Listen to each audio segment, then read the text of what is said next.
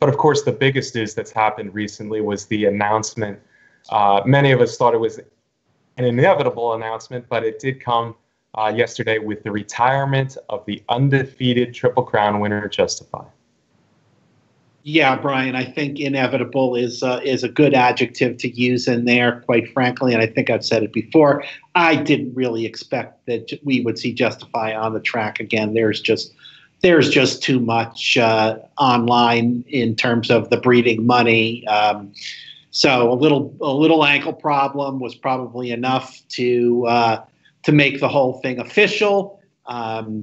Justify will be parading at Del Mar on Saturday, which I guess will be his final appearance on a racetrack anywhere, and then he will be heading off to WinStar Farm to get acquainted with his new digs.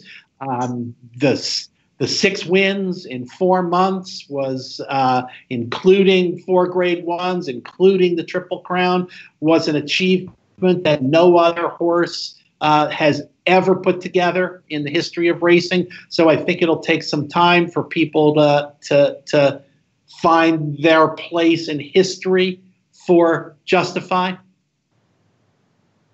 Yeah, Matt, what he did in 4 months, as you say, unprecedented, and obviously a horse of great talent, the son of Scat Daddy, trained by Bob Baffert and owned by many, including WinStar Farm.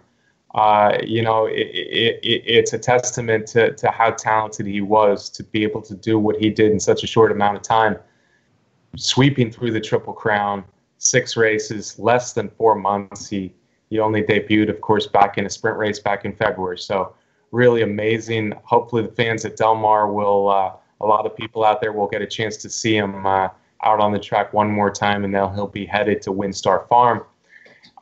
With all the money involved, the insurance and his value at stud, it's hard to argue with his ownership for retiring and doing the wise thing financially, if you will, and that's retirement. How much was the ankle a part of that? We'll never know for sure, but who's to say that the injury wasn't enough to really sideline him for a while? And certainly none of us want to see Justify at less than 100%. So for another reason, it makes sense that we won't see Justify again after his big win at Belmont Park. Can't fault either of those reasons for the announced retirement of Justify.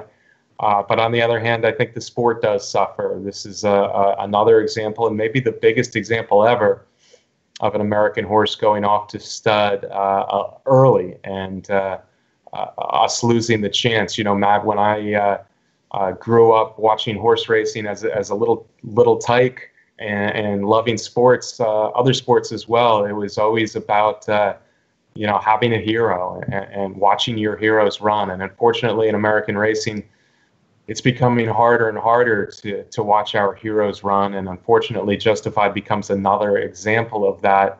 Bob Baffert had a pretty short run with Arrogate on the top. Certainly, Arrogate was way on the top, well on the top in his 8 months and his 4 huge wins. And now Justify even a shorter reign on top. I just hope we never get to the day where 6 races is looked at as, wow, at least we got 6 races. Maybe we see a Baffert horse who debuts in the Santa Anita Derby, wins the Kentucky Derby, and retires with 2 races in the future. I'm being a little bit pessimistic there, but at this point, I just hope we never see that. Hey, Brian, you know what? We've always got the fillies.